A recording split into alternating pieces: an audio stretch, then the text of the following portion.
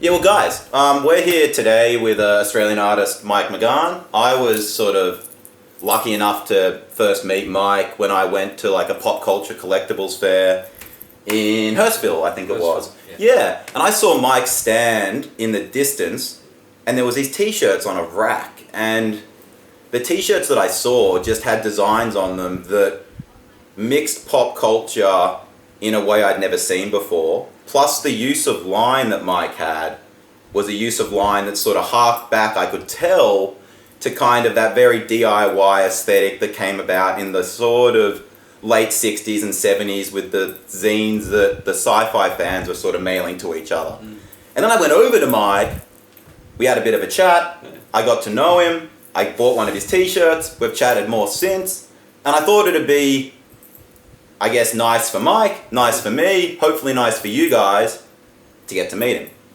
So I guess without further ado, we'll just be here today speaking to Mike, getting to know him. Mike will show us some of his sort of new product that he's working on, some of the new art he's working on. I'll be asking questions about his life, and that's really it. Okay, well, Mike, you're going to be the first person, I guess, unfortunate enough, I don't want to say lucky enough, to be doing the usual art talk that Art Hall does, but instead of over text and email, we're doing it face to face. So you've got a set in front of you, I've got a set in front of me, and we'll just sort of go through it. So Mike, first off, basics, getting to know Mr. Mike McGann. Yeah. What's your name and date of birth? Oh, Michael McGann, 1953, 7th of March. Yep. So during the Korean War. Yeah. Born in Sydney, Paddington. Yeah. Always lived in Sydney. Yeah. Gone to Melbourne a lot. Yeah. Gone to Brisbane on and off. Yeah. Trying all the time to sell my art on T-shirts, Yeah. basically. Yeah, yeah. I think I just got lucky that in the late 60s and early 70s I joined Star Trek clubs, Doctor Who clubs, became very interested in the television shows. I actually grew up with Aboriginal artists from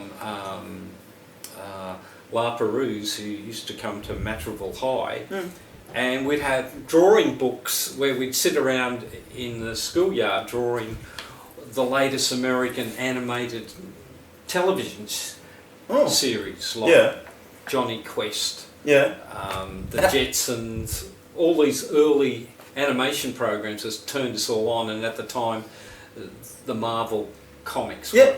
How old were you when that was happening, when you were at La Perouse doing this art at school? I think it was about 15, 16. 15? Yeah.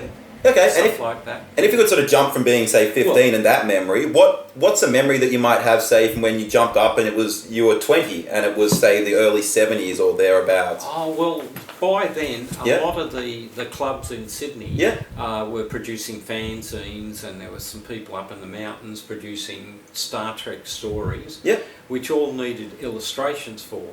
And so I started to produce work for Star Trek zines and Blake 7 and not so much comics. It's only now in my later life I'm doing that, but having the work published in a lot of these zines from Melbourne to Sydney, and then going to early science fiction conventions in Melbourne. And was this all in around the early 70s? Yeah, or? The middle 60s into the 70s, going conventioneering was the thing to do, because you got to meet 400 or 500 people in a hotel for 3 or 4 days and have lots of great room parties and dressing up and like the big supernovas they have now, but smaller and more into themselves. We were considered weirdos back then by the media who used to come, and we'd have to, whether we'd let them in or not, because they treated us as weirdos. It was kind of the novelty news story for the day on like the nightly news. I can imagine that. Super nerds, but the word weirdo was the main word they were using on us. And what I'm interested about, if you were putting your art in these zines and you were sort of getting them mainly at these conventions, How else were they distributed? Were you buying them or getting them at, say, comic shops at that stage? Or was it all mail order, really? Well, the sad thing I have to say about Australian comic shops, and the majority, not all of them, they never supported the local effort. And when I moved from my artwork onto T-shirts to sell at these conventions, then my world changed a bit. I found I could afford to go to them, and the T-shirts would pay my, living abilities to and fro, and the shirts themselves. But trying to get the comic shops or the science fiction shops to take your shirts was really difficult, and has always been difficult, even to this day. Galaxy Bookshop I approached only about 5 years ago. They didn't want to know.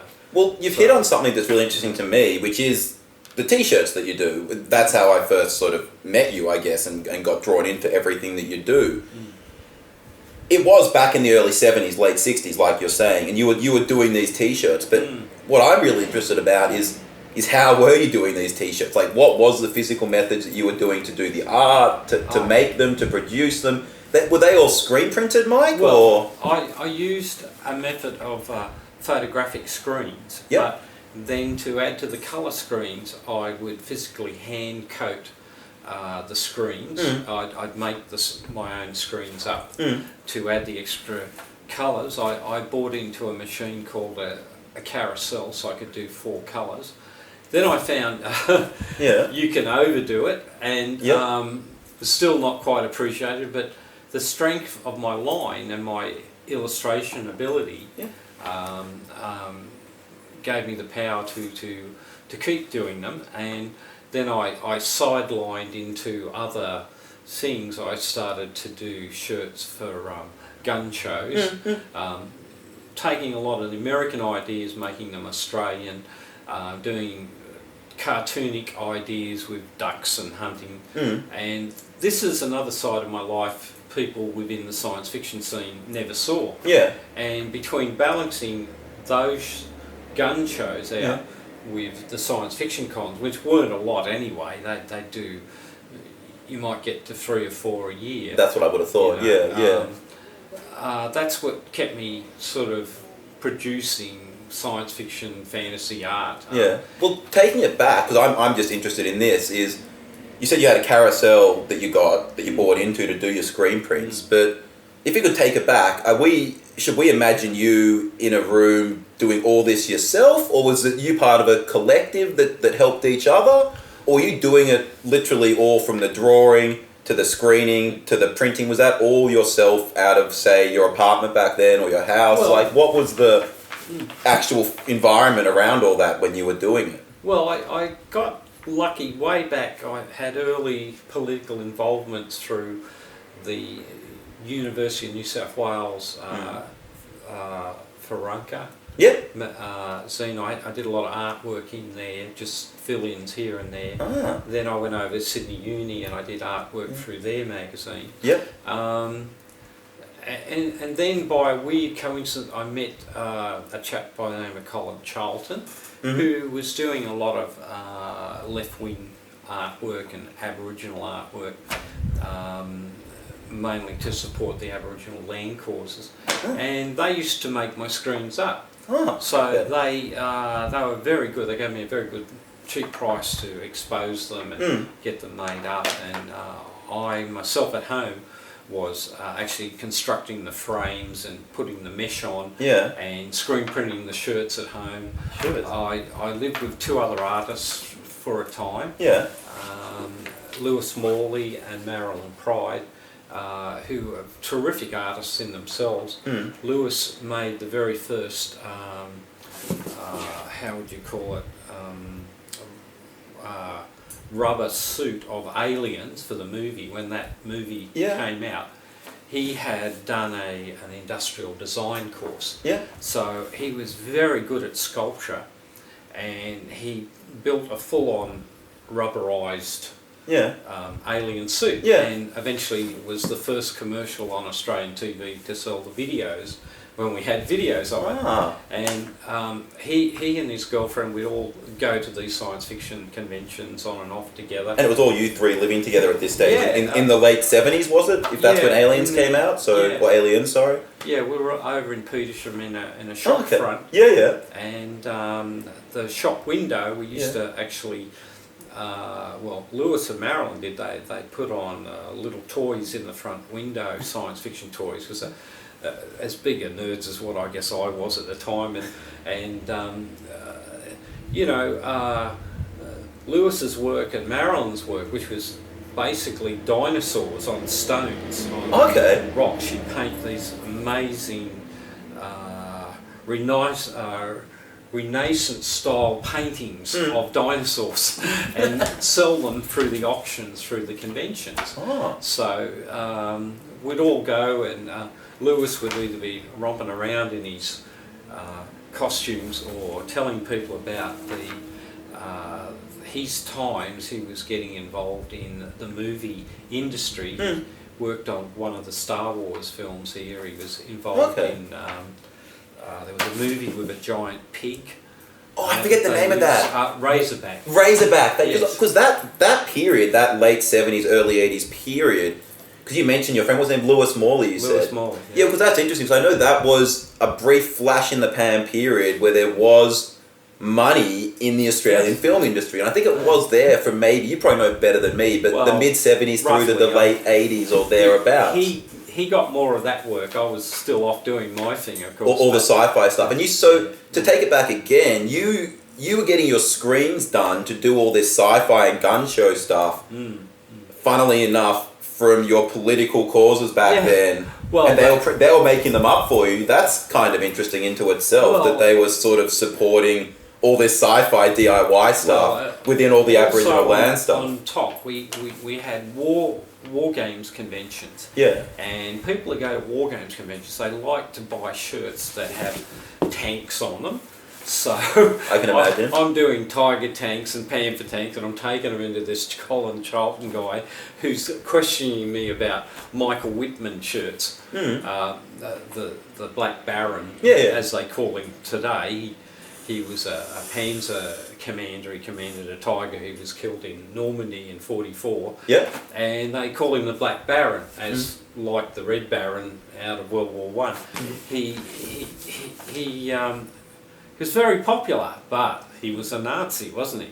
So when I had the screen made up by Colin, he's there asking me whether I'm a Nazi, and I'm going, no, I'm doing this for war gamers who like to wear T-shirts of this man, or Tiger tanks, or Panthers, or Shermans, or all the tanks from World War II. And it's an avid collector's thing now. And I find I'm still printing tank shirts to this day and selling them to Australians who run their own tanks or armoured cars or half tracks, and they're still buying all this stuff, for which is great. Whereas the sci-fi scene is so dominated by American Marvel and DC movies and comics. At some of the recent conventions in America, the dealers there are whinging that they're not buying their comic books and they're not buying their zines. Because it's all about movies now, it's all about the big characters. The sort of independent aspect, which you were a part of, I think, in the 60s, 70s and 80s, has kind of gotten pushed downwards. As general pop culture and comics has gotten more mainstream, the irony is, I think the underground part of it is now even more underground than it used to be. It is. Which is, I think in a way, that is a shame economically. You can't deny that. But I think when things get more underground, they sort of ferment a bit more, and you get almost the more interesting stuff coming out at those periods, because there's more fermentation going on and they're more on the outside and they've got more to push back against. It's a great way of putting it. Yeah, and I guess if we sort of were there, and this is sort of the late 70s, and you, I'm guessing, would have been about, 30 then, Mike? Yeah, I've stuck with all this for years and years and years, because it's a lot of fun. I personally, having been to, I think, 6 or so of these supernovas, enjoy the costuming. I see it as a real art form. It's saddened that it's treated as a frivolous sort of thing and are not treated real seriously, though there are people who go into it with a really serious way of doing costumes and doing stuff which is out of right field or left field, which you'd never expect to see at a convention full of Spider-Man and Captain Americas and Thors and all the endless American stuff that we just seem to be smothered with. You know, I only ever once saw a Ned Kelly at a supernova, and that was in Brisbane. Okay. Well, taking it back, I guess, if we've dealt with a bit of your life now, would you say you have a personal motto? And if you did, what would your personal motto be? Oh, I don't know, just basically to survive, to leave stuff behind when you die, to, well, like the graffiti artists on the wall. They do that on the wall so they might be remembered if no one comes along and airbrushes it or blows it off with a sandblaster. To leave a mark on the world that you've come, you've passed. I'm not saying I want to be famous or anything. All I want to know is that someone remembered me or something remembered. And with what you're trying to do, I see that and picked up on that, and I thought that is terrific. Okay. Because I'm not on the internet. I don't do the social networking with phones.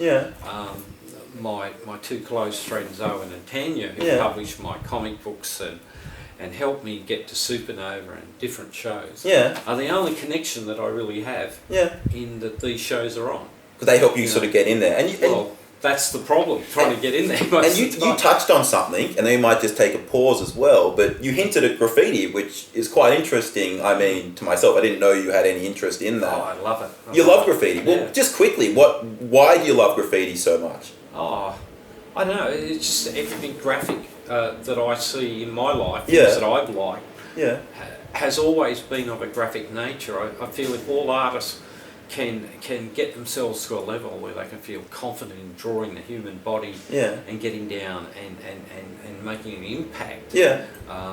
Like when I was doing like drawing classes and we'd have to draw the blokes, well, I'd get bored out of my head and I'd give them Trojan helmets and big shields and swords and spears and do something better with them than just looking at some bloke's big donger and his body. So and quickly, what about, say, like the illegal and the transgressive aspect of graffiti? What do you think about that? That you sort of are just doing it on public land or private buildings or private land and not caring about any sort of approval, I guess. What's your thoughts about that? Well, I think we all agree that tagging is stupid. It's not really that artistic. It's great for someone who's a sign writer to look at, but anybody else, we can't read it. But real art, as that famous one that's gone around the world, what's his name, you know, that they're cutting walls out to. Oh, Banksy. Yeah. Real art in that way expressed on walls is terrific, and God, there's so many places where it's needed. Like, you know, take Redfern, there's probably a lot of it now. There is.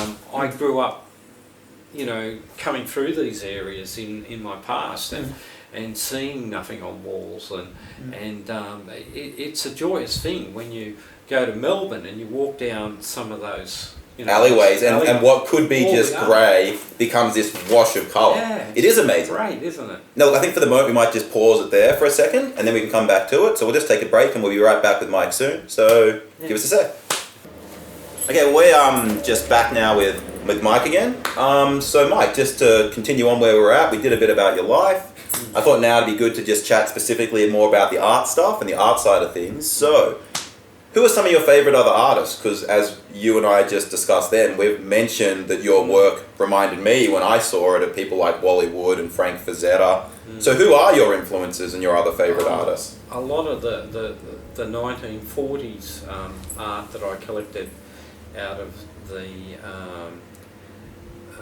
there was a bookshop in Melbourne called the Minotaur, and they were bringing over from the States all the early pulp science fiction magazines and then books devoted to Kelly Freas and all these early illustrators, which I fell in love with, all being black and white, to stories that I was trying to find my way through for people like Sue Clark in Sydney, publishing a lot of Star Trek fanzine stories with fanzines. I think they're probably all online now. Yeah, but yeah. You know, it's you sort of as you start illustrating for published works, you start to look at other books and magazines around you, and you get influenced by different styles. You know. Okay. And just quickly, then, I'm intrigued. What you've touched on some of the other people back then in the late 70s and 80s doing these zines. What quickly are the names of some of these Australian zines or things that were going around at that time that you can remember today? And what were some of the people involved, and who were they? There was Metaluna, which was a zine done by John Tipper. He published a lot of my work. There was a fanzine over in New Zealand devoted to Klingon stories. Yeah. She published a lot of my work. Sue Clark, probably the main one. She published more of my work than anybody. Yeah. And you know, they'd come and go all the time, and some of these fans would use a zine as a kind of self-promotion, as they use on the internet now. Everyone has their own self-promotion device now, and they'd circulate them around to people's addresses by good old snail mail. Yeah. So you get these zines show up in your mail, and then you have to add a drawing or a script of what you think should be said in the next issue about the latest movie or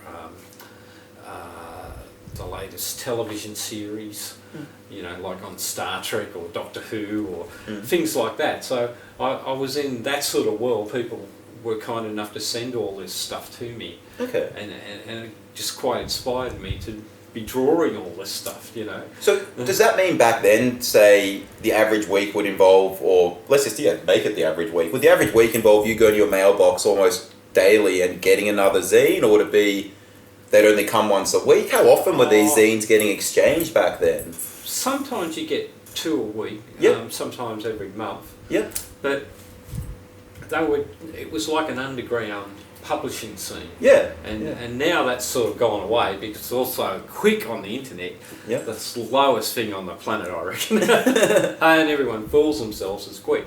So it's great to have something in your hands. Yeah. You know, to actually have a physical thing, like books are a wonderful physical thing to collect because you've got something to look at all the time, you know, or to research through.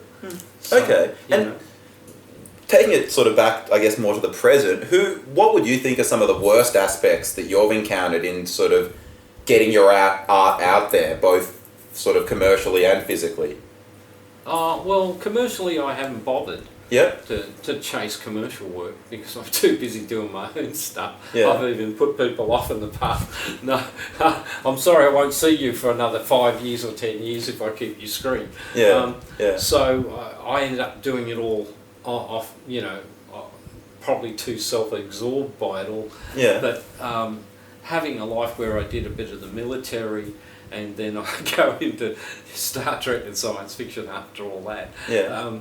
And then I wind up going to gun shows and selling my artwork on T-shirts there. It's sort of coming back full circle again. I'm starting to do gun shows in Sydney after 5 years, as of next year. So that's going to be a big breakthrough. True, and I know you've hinted to me, I guess, about some controversial things that have happened with some of the T-shirts that you show and some of the art that you show. Would you like to talk about any of that at some of these pop culture fairs? Like, what's happened there? Because you've told me some stories, and I think it might be interesting to tell them some stories. So, what are some of them like? I feel the most famous one that's got me into trouble through the supernovas was Planet of the Mutant Zombie Apes. Yep. Which you're a proud owner of 2 of the shirts. I have 2 of those. Yes, this is correct. So what's the story behind that? Well, because I upset the culture. Yeah. Because I use the words multiculturalism and race mixing. Yeah. And the words zombie and mutants all in the one breath. Yeah. And that's what freaked them all out. But probably before that was my anti-terrorist shirt, which came out of the gun show, which got me kicked out of Sydney gun shows and New South Wales gun shows. Put with a whole bunch of other dealers in a pot, and we'd all been kicked out. There was about 10 or 15 of us. And what was this T-shirt? Well, it had the Australian military forces badge that everyone wore on their hat in World War One, as I have on my hat. Right. That's on the back of the shirt. It's a black shirt, and it reads "Terrorism stops here." Now on the front of the shirt is a fine Aussie digger Vietnam style with an M4 aiming at you, saying "Speak English or die." Now we all know that's all from a famous punk rock band. Yes. And originally I got the idea from that. But then I started printing the shirt as we went into the wars, the so-called terrorist wars we've had for 20 years and ongoing. True. And I get thrown out of the Sydney one 5 years ago because some ethnic or I don't know terrorist walks into the show and goes and complains in Penrith Panthers, and the guy running it, who knows me for 10 years, did not have enough guts to come and discuss it with me. He orders it off the table and walks off. I take the shirt to Melbourne a year later after being notified that I can't go back to his Sydney shows. And the guy in Melbourne says to me when I show him the shirt, I show him the front, I show him the back, and he says, "Oh yeah, all the enemy guys speak another language. Your shirt works. You can sell as many as you like." So Melbourne's had the privilege of buying lots of those shirts for the last 3-4 years. I've managed to get down there. Anywhere else I take them. So the controversy is mixed. The misconceptions they've had of me has been for like years. And if that's some of the more, I guess, possibly negative things that you've experienced, what are like some of the positive things that you've got through putting yourself out there and going to these conventions, going to these shows, and just selling yourself direct to the public? Oh well, just knowing that I'm, my work, other than selling it on a print, on a T-shirt, which is a thing that every Australian understands. We all wear T-shirts. It's a T-shirt country. I mean, rarely I get one of these people who come up to a table and say to me, "I don't wear T-shirts," and I'm going like this. It's like sacrilege. The last one I got was at a 70s Sci-Fi con held about 2 years ago in Melbourne, where I got that. And yet, for the 150 people who were there, they loved my stuff. They bought some gear. It reflected 70 science fiction shows. Sadly, it was a very small affair. I wish people would get it into their mind that they can go. They don't have to go to Supernova and never know 8,000 people. You can go to a small convention and know 200 people quite easily. That's the saddest loss that we have in science fiction fandom, as they used to call it, and now it's pop culture. But before that, it's fandom, and fandom is still there. And we have two types of fandoms. We have media fandom, and then we have literature fandom. And the holy word comes out of the paperback, as you know. And if you're caught watching Star Trek or Doctor Who and you're a media fan, you're like, you're sinning. That's how silly it was in Melbourne 20 years ago, and it's probably still the same today. What, the separation you think between... the groups are still separated. They're happily to say there's still a Star Trek club in Melbourne, where there's not one in Sydney anymore, which I was a member of, which got destroyed by greedy Greeks, and I won't mention them. But it's great that Star Wars fandom came out of Melbourne. Melbourne is really the place for fandoms, for science fiction interests. Which is that always propelled me along, because by going to conventions in Melbourne, I had the best times of my life. So what would be the differences you would think between, say, Melbourne and the Sydney scene that would have created that? Or is it, do you think it's the people, or what's going on? It's the people down there. The culture was so together. Yeah. They would meet and they would do things together. All that's been a little lost in Sydney, but that's always the way with Sydney. We're not good at clubs, I don't think.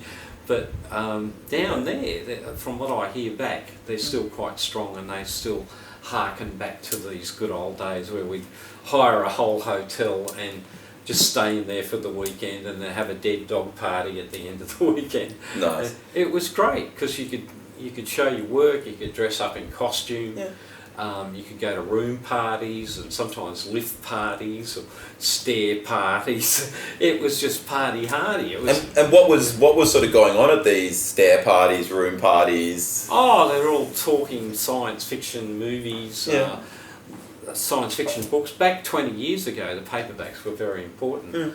Isaac Asimov, and I did a shirt on Asimov and the laws of robotics. I put Robbie the Robot on the shirt with a tabernacle with the laws of robotics on it. So I was selling that down there, and Twilight Zone shirts were popular because at the time you couldn't get any of this stuff. No. Because the shops that then started to get it 10 years later were charging exorbitant prices. Well, the whole idea, I guess, of licensing really only came about with Star Wars. Yes. And even that didn't really happen to a large extent until sort of the early to mid 80s. And before that, it was, if you were a fan of something, you pretty much had to make it yourself or exchange it yourself or make the costume, or as you did, make the t-shirts. Yeah. And I guess, This is it. to ask you like a bit of a direct art question, like, with the stuff that you make, would you think it's sort of art? Would you call it more design? Is it rehashed crap? Is it a mix of all of that? I always love the word pop culture. It's pop culture because when you look back at a lot of these old television shows from the original Trek, right back to the early Doctor Who shows, they were all cardboardy. They were, they were ideas waiting to happen, and out of the American culture who invented science fiction, which most people don't know. The 40s and then the 50s, it just exploded there. We're always 10 years behind. And by the time of the 60s and the 70s, it had arrived in Australia, and the specialised bookshops were getting in all the books and some fanzines from the States. And being involved in Star Trek as I was, there was a chap here in Sydney who was bringing in a lot of American zines, and I got a chance to see all those. And it's always the subculture that lifts up. It's only the commercial operators that take it over and spoil it by feeling they've got to have the masses there to warrant a good buck out of it. Okay, so you wouldn't really necessarily even call yourself an artist. You might call yourself a pop culturalist or something, well, or a pop art character. A pop art character. Okay, no, I would agree with that. I would agree with that. And I guess just another sort of pivotal or important question, like, why and when did you first start making art yourself and drawing? Like, when did that first happen with you? Well, I can remember my mother being proud of artworks I did in high school, which we were all taught how to draw people as pillows and sausage shapes. Okay. She went to the extent of framing them all, didn't she? Okay. So we had to look at them in my mother's home. So there was about 4 of them, as we're all taught, pillow for a body, and, balloons. And I was drawing them when I was about 10 or 11, I think. Okay. Okay. And if you were doing that then, did you have like a pivotal artistic moment or a pivotal influence that got you really going with all this stuff? Well, at the same time, I'm growing up with television shows like Combat, Rat Patrol, all these war programs were coming out of America. I found a way of emulating them in a very simple style of, like we have with Aboriginals and their dot art. I found that the simple stick figure, by placing a slouch hat on him or a German helmet with one or two with a point on it, and developing aircraft and planes and tanks. And you'll find anyone from my era, we were brought up on a constant remember World War II, and there was a series they made called Anzac, which you can buy now as a series, which came out of the War Museum in Canberra, on all of World War II, which had been the recent thing, you know. And then you had all these television shows recreating it, you know. And so that was almost your biggest influence, was growing up sort of as a child, what, in the early 60s, late 50s, with all the World War II war stuff. Yeah. And that just, what was it about that really made you want to do art, though? The way the tanks looked, the way the soldiers looked? What was it that made you want to... you know, because we're all reservoirs of film culture. And all this stuff sticks in your head whether you want it or not.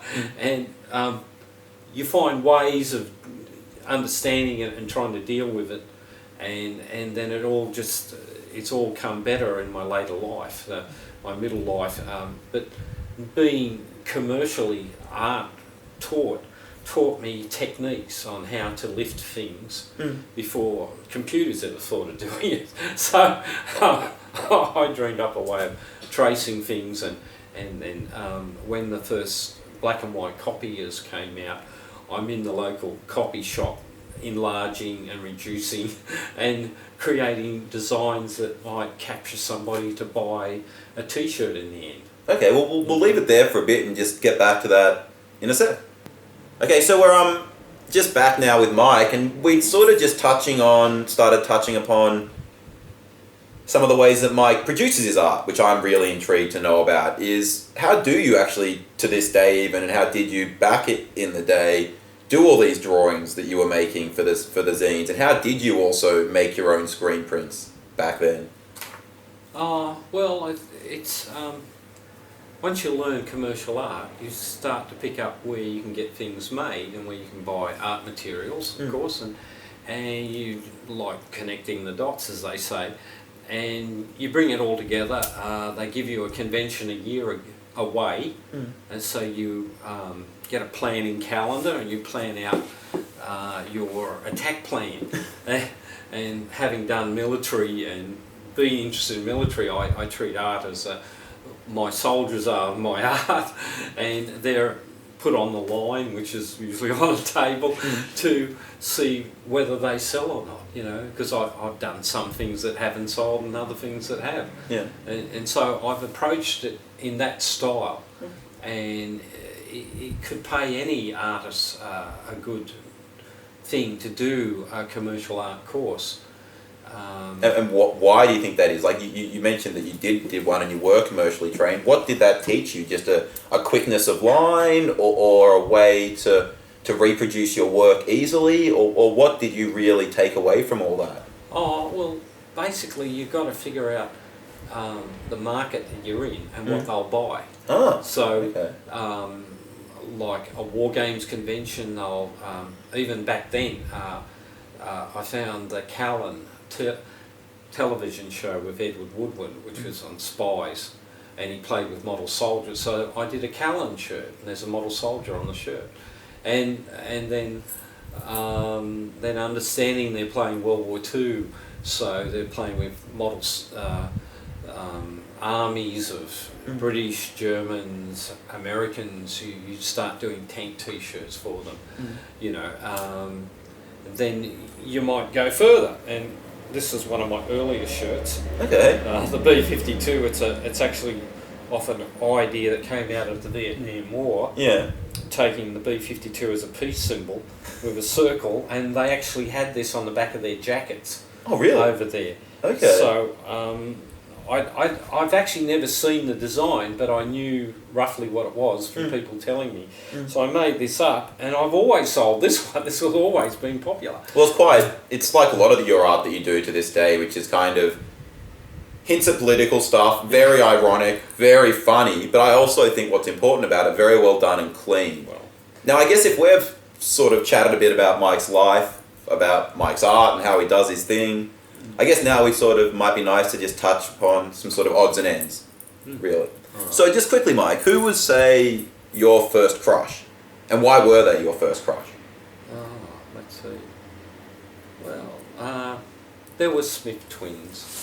One has to get involved with two women, don't we? So who were the Smith twins? They were science fiction fans. I loved both, one especially. Yeah. But then, you know, at an early age, well, even back then at about 18, 19, I got dropped badly by one of them on a train. Yeah. I spent most of my life by myself. Yeah. There was another one. She was a Japanese-German girlfriend, and she came out of Melbourne and has since disappeared back in there.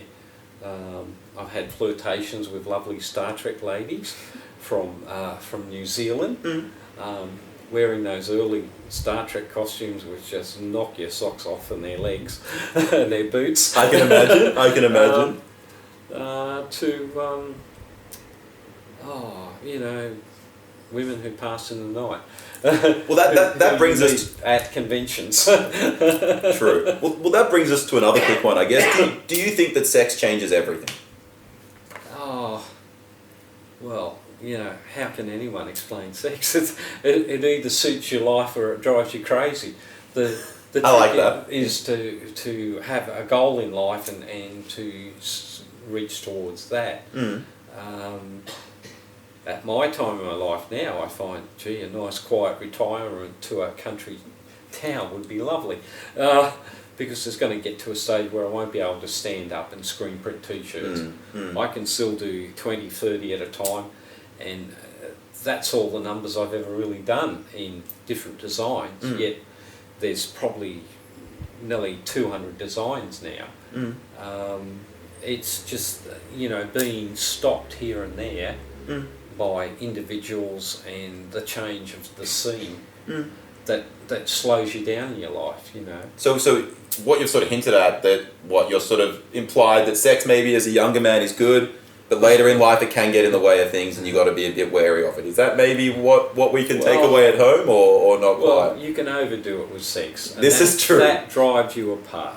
This is true. This is true. And I guess, just quickly there, Mike, what do you think the Australian sort of political landscape or psyche is within the general community at the moment? Oh, that's a hard question, isn't it? It's well, it's an open society. It's probably a bit too open. Okay. We have all the terrorists we could ever have, haven't we? And then we got ones coming back from recent wars. So I'd like to see a bit more control on the borders. Open societies aren't necessarily a good thing. Having had a military experience in my life, being with the military, of course I'm a right winger. So I look towards a stronger culture. I look towards a history of the diggers and why they should be appreciated more than what they are now. I see them trying to get rid of Anzac Day. I think the big issue next year will be Anzac Day, whether they're going to let them have their parades or not. I hope that never goes away, because the colonial culture we had has passed, and the digger culture is still there, and I feel the new migrant should be taught more about it. God, if we're going to have resettlement for thousands of people coming out of war in various parts of the world, like they used to do in the 50s, they all end up in a camp to begin with. They're taught Australian values and appreciations of things, and if they really want to fit in, apart from, sure, have your religion, but don't come here after they did in 75 from the Middle East and say that we don't have a culture. I mean, that's still up the nose of most Aussies, and why the general hatred towards, you know, the Arab community is still ongoing. And every terrorist action that takes place anywhere in the world, even in this country, it just makes people hate each other more. Sadly, that is true. And I guess to move away from politics, What do you think about drugs? Are they a waste of time or are they a gateway to the universe? Well, I've lost a lot of friends in my lifetime to drugs. I've had friends fall through shower screens and cut their throat and die, and then their bodies are discovered months later. I used to hang out in the Wayside Chapel. I saw the way people were back in the 70s. I've always disassociated myself with anything to do with that. Well, mainly because I have to create stuff that if I was around marijuana, it always reminded me of a garbage tip on fire. So that put me off all the time anyway. And it didn't help you be creative. You thought it got in the way of it, if anything. So that makes perfect sense. Weak-mindedness. Well, you did say, I guess, that your art, if I remember correctly, is kind of like your soldiers. And if your art is your soldiers, you want them to be fighting fit. Yeah, so I can understand for that exact reason why you wouldn't want sort of narcotics or things like that to get in the way. It crossed my life and I never indulged. I never wanted to indulge. I never had an inkling for it. You know, the closest I ever got to were hash cookies. And you get given those, and you don't know until an hour later. So this can happen. This comes can happen. and goes. This can happen. So you could say drugs come and go, and generally they've gone the other way. Thank God. Okay. And what role, sort of back in the early '60s when you were growing up, what role did toys play in your childhood and growing up? Major. The toys that came out of England and America, mainly out of England, we got here. Were of the recent war, World War II. So I was forever collecting Britain's soldiers. Then Airfix came along, and then I started collecting all the tanks and the planes, and then I bumped into wargaming and found that you could kill a person with a dice rather than shoot them. And so, you could shoot lots of people with throwing lots of dice, and battles on tables and friendships with mates where we would recreate famous World War II tank battles was all the go. So and what did you sort of have, like a top 3 items back then, or top 3 toys that you can really remember that still to this day stand with you, or anything that you've kept to this day? I've kept most of it. I mean, lucky, even though I've moved around Sydney quite a few times, I've managed to keep all my tanks and my model soldiers and only add to them. And now I have the biggest pink elephant you could ever have in the shape of a tank. So I suppose, I don't know, it's sad. You don't have to break away from your early childhood. I mean, all this stuff I've collected today is terrific research material for what I'm now drawing, Okay. And if you get a bit, I guess, psychological, could you describe your last dream in detail? Dreams. I suppose I've had a few, but remembering I'm not that good at it. That's okay. No, that's okay. And this is a bit finite, I guess. But if of everything you have done, what would up to this day, what would you most like to be remembered for, and why? Well, I'd like the lovely lassies I've loved to remember me well, and not remember me badly. To remember my T-shirts and the good times, and for a few people out there who've collected them and keep them and cherish them. And I've had people tell me they put them up on walls. They like my shirts. Well, here we go. Here's some stuff up on the wall right now. So some of your work. These are the people who amaze me the most. The people who come to me and tell me why they like my work. Okay. And right now, say, like what you and I are doing, if someone wanted to reach out and maybe collaborate with you, or buy some of your art, or your comics or your T-shirts, how can they get in touch with you or do that? Well, I'm hoping you could be a channel for them. Okay. And you can give out my phone number, or we can meet in coffee shops, and I can show art, or that's for any of the ones that have bothered to remember me, who would like to collect. Well, hopefully, Mike, we can get some of your work maybe eventually on like the Art Hall store. We might have some T-shirts there. Hopefully, have some high quality prints. we'll see what happens though. But if we could just sort of leave it there, I guess the final bit I'd like to touch upon with you, Mike, before we do maybe a bit of show and tell, is the future. So just quickly, is there any sort of collaborations that you have on the horizon that you'd like to talk about to those people at home, or? Well, I ideally like to collaborate with other artists and maybe doing comic books. I feel it's a great expression to express yourself. The style I'm doing is splash pages rather than panel pages, which I don't know if many artists are doing that. But to go with artists who love illustration with pencil and line. The Americans have mastered it. They've overwhelmed the world with their comics. And they still do today with their animation. It's only sad that it's all a bit so soppy. You know, all the latest silly things that come out of Hollywood I couldn't be bothered with. But animation can be turned so many different ways. And I guess, is there any sort of major projects or major things that you're working on at the moment that you'd like to let people at home know about as well before we end things off? Or well, my Captain Kelly, Sky Commando, he's Ned Kelly, reinvented. His helmet is a time machine. He's a pilot. He goes to the future. He goes to the past. He shows up in the nick of time.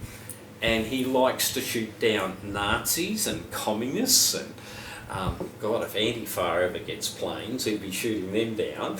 And possibly go into the future and shoot down some of those Darth Vaders and those stormtroopers. And, you know, he's kind of an anti-hero become a good hero. And his helmet is an Australian thing. Nowhere in the world, not even the American West could it create a character like this. I'm hoping with his new movie, from what I'm being told, that he'll be more political.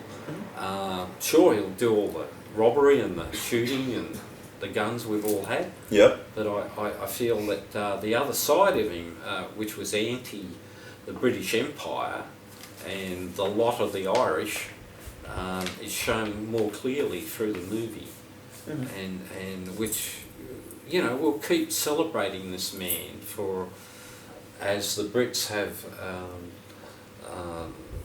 they have Robin Hood, we have Ned Kelly, who burnt the mortgages, gave money to the poor, and generally fought the system, as any good young person does growing up. They're all rebels, and they're all wonderful rebels when they're young. It's only when they get older and more entrenched into a job they let it go. That can be very true. Well, you're definitely someone I would call an art rebel, and it's been a pleasure chatting, Mike. So just look, thank you very much, everyone at home. You've had Mr. Mike McGann. Soon we'll come up with maybe some show and tell and have a look at some of the stuff he's bought to show people at home. Yeah. So thank you very much, and thank you, Mike. Thank you. It's great. T-shirts. Yes. And you were kind enough to bring some of your screen printed T-shirts here. Yes. So I thought quickly we'd just look at some of your screen printed T-shirts and you can just give us a quick what they are, really. Yeah. So better than Sheldon's flags. So this one. What's this one about? Well, having been in the Doctor Who club in Sydney for 40 years, this was one of the shirts I sold through the club. And for fun, for people who like K9 as a character through the series. Okay, and then what about this one? Give us a sec. Well, when I was in Astrax, the Star Trek club of Sydney and New South Wales, I did this design way back then and sold them at Star Trek conventions and sci-fi cons here and there. Okay, and then you said there's a bit of a... Oh, well, for the Next Genner, we've got people who love Next Generation. I got lucky enough to get this colour combination in a shirt. And the 10 forward is the bar on the Enterprise. So we all got a party hardy, eh? And this one... Oh, well, Crush, Kill, Destroy. Space Orcs were popular a few years ago. So I was cashing on the Warhammer 40k carry-on and just setting it up and having fun with my own illustration idea on it. And I've got to quickly ask with this one as well, because this touches upon a lot of your t-shirts where they've got this sort of 3-colour screen print going on. How do you why do you choose the sort of colours that you do, and why they all seem to be this 3-colour style and very clashing? Is there a reason for that, or is it just the paint you can get your hand on? Well, no, it's... I'm not into a lot of colour. I probably will be the next 10 years. Mainly because you are limited to 4 colours. You can mix colours with a 4-colour carousel. I never chose to go down that road. I found even 1 colour in black is usually dynamic enough, and if you use fluoro colours especially so. Very true. And we're getting near the end here, so... Oh yes, Clockwork Orange always had a huge influence on my life, and this is kick 'em in the googlies, this is what it's all about basically. And you know, the imagery from the film was always very dramatic, you know. And that reminds me, the art here though, a lot of do you know Tom of Finland and his very muscle-bound homoerotic biker characters from the 70s? No, I don't think I know that. No, that's all right. We'll have to show you some later. And here's the back of it. The back, you know, because basically, you know, Clockwork Orange is a mad anarchist, anti-Nazi film, and just a send-up of a time period. True, and I think this might be the last one. Oh yes, well, Blackadder. One always has to do something on Blackadder. You know, what's his name? Who did the series? Rowan Atkinson, or am I incorrect? The guy who wrote the series, the Jewish writer.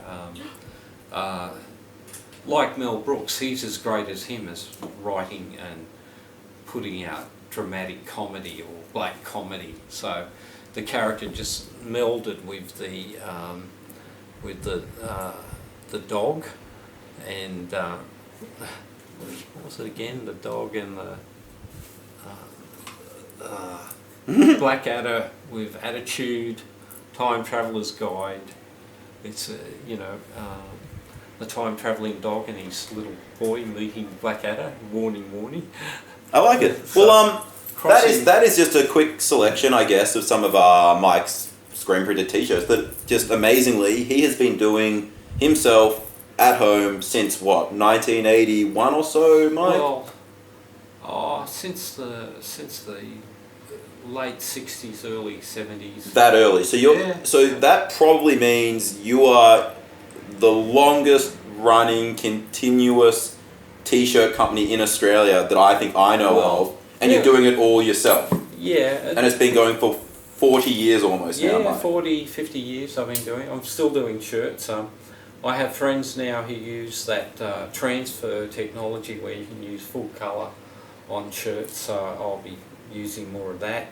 But still doing screen printed shirts. Next year I'm doing American Stuart tank t-shirts, half tracks for the military vehicles guys. And whatever I can get to sell at Supernova. And hopefully soon, maybe I'll be able to help you sell some things online via Arthur. So I guess stay tuned for that. And once again, Mike, just thank you for just chatting about art, life, showing off some of your wares, talking about some of your art. And I just hope that everyone out there has enjoyed learning about, I guess, the history of sci-fi fandom within Australia. And on top of that, all about Mr. Mike McGann. So thank you very much. And cheers. Thank you guys for buying them.